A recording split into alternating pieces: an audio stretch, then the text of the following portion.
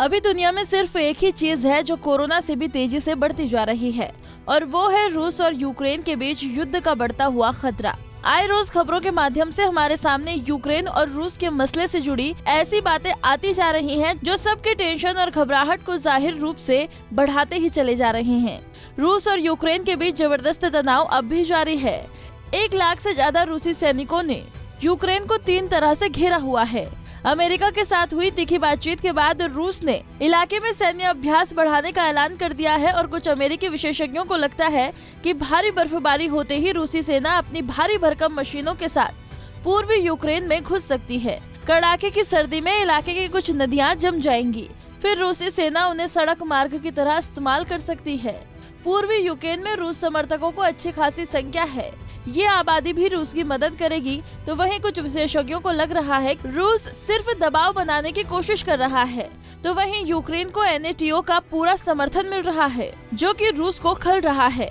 रूस ने आरोप लगाया है कि पश्चिमी देश यूक्रेन को आधुनिक हथियारों की आपूर्ति कर रहे हैं और यूक्रेन लगातार सैन्य अभ्यास कर रहा है। तो क्या ये टेंशन की बढ़ती लहरें दुनिया को किसी सुनामी की तरफ तो नहीं ले जा रही? और क्या है इस विवाद का इतिहास? आइए करते हैं हम विस्तार से बात। रूस और यूक्रेन के बीच विवाद की वजह। सबसे पहले चलते हैं हम साल 1991 में, जब सोवियत संघ के टूटने के बाद यूक्रेन के साथ क्रीमिया को स्वतंत्रता मिली थी। क्रीमिया यूक्रेन का हिस्सा हुआ करता था, जिसे कि मुख्यतः एक स्वायत्त यानी कि एंटोमोनस राज्य का दर्जा मिला हुआ था। फिर 2014 में रूस ने सैन्य कार्रवाई करते हुए यूक्रेन की क्रीमिया प्रायद्वीप यानी कि पेनिनसुला पर कब्जा कर लिया। तब से पुतिन बार बार ये धमकी दे रहा है कि अगर क्रीमिया को वापस लेने की कोशिश की गई तो यूक्रेन को गंभीर परिणाम भुगतने होंगे। बीते 8 साल से यूक्रेन और रूस के बीच संघर्ष और तनातनी चल रही है।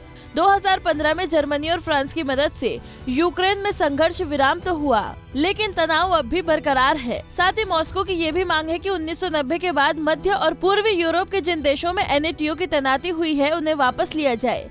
रूस के करीबी देशों जैसे कि पोलैंड और रोमानिया में NATO ने अत्याधुनिक सैन्य सेटअप लगा रखा है।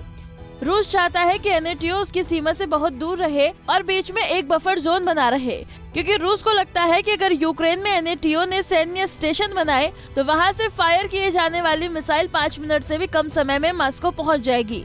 पुतिन लगातार इसका विरोध करते आ रहे हैं। बता दें कि यूक्रेन से रूस के विवाद की एक वजह नॉर्ड स्ट्रीम 2 पाइपलाइन भी है, क्योंकि इसके जरिए रूस जर्मनी समेत यूरोप के अन्य देशों को सीधे तेल और गैस सप्लाई कर सकेगा। लेकिन रूस की वजह से यूक्रेन को इसके लिए जबरदस्ती वित्तीय नुकसान उठाना होगा, क्योंकि अब तक यूक्रेन के रास्ते यूरोप को जाने वाली पाइपलाइन से यूक्रेन को जबरदस्त कमाई होती रही है और रूस के कब्जे के बाद नॉर्ड स्ट्रीम से ये कमाई खत्म हो जाएगी। अब जाने दोनों पक्षों की प्रतिक्रिया। आपको बता दें कि अमेरिका नहीं चाहता है कि जर्मनी नॉर्ड स्ट्रीम पाइपलाइन को मंजूरी दे। अमेरिका का कहना है कि इससे यूरोप रूस पर और ज्यादा निर्भर हो जाएगा। इस पाइपलाइन के लिए जर्मनी की मंजूरी इसलिए बेहद खास है क्योंकि यही यूरोप की सबसे बड़ी अर्थव्यवस्था है और रूस की सप्लाई अधिकतर जर्मनी को ही होती है। इस लिहाज से क्रीमिया और नॉर्ड स्ट्रीम 2 दोनों ही इन दोनों देशों के लिए विवादों के घेरे में हैं। इसके अलावा यूक्रेन भी अमेरिका और ब्रिटेन समेत दुनिया के 30 देशों वाले संगठन यानी कि NATO में शामिल होने की कोशिश कर रहा है। NATO सदस्य देश पर अगर कोई तीसरा देश हमला करता है तो NATO के सभी सदस्य देश एकजुट होकर उसका मुकाबला करेंगे। रूस ने यूक्रेन से इस बात की लीगल गारंटी तक मांगी है कि वो कभी NATO का सदस्य नहीं बनेगा। रूस को डर है कि अगर यूक्रेन NATO का हिस्सा बन गया और आगे युद्ध हुआ तो गठबंधन के देश उस पर हमला कर सकते हैं। रूस की मांग है कि NATO यूक्रेन की जमीन का इस्तेमाल न करे और अगर वो ऐसा करता है तो उसे अंजाम भुगतना होगा। इधर अमेरिका ने भी अपनी तरफ से रूस को कड़े शब्दों में आगाह कर दिया है। यदि रूस यूक्रेन पर हमला करने की गलती करता है तो उसको जबरदस्त आर्थिक प्रतिबंधों का सामना करना पड़ेगा। इस बीच अमेरिका ने 90 टन सैन्य सामग्री भी यूक्रेन पहुंचा दी है और साथ साथ ब्रिटेन भी रूसी सेना से घिरे यूक्रेन को सैन्य सामग्री दे चुका है।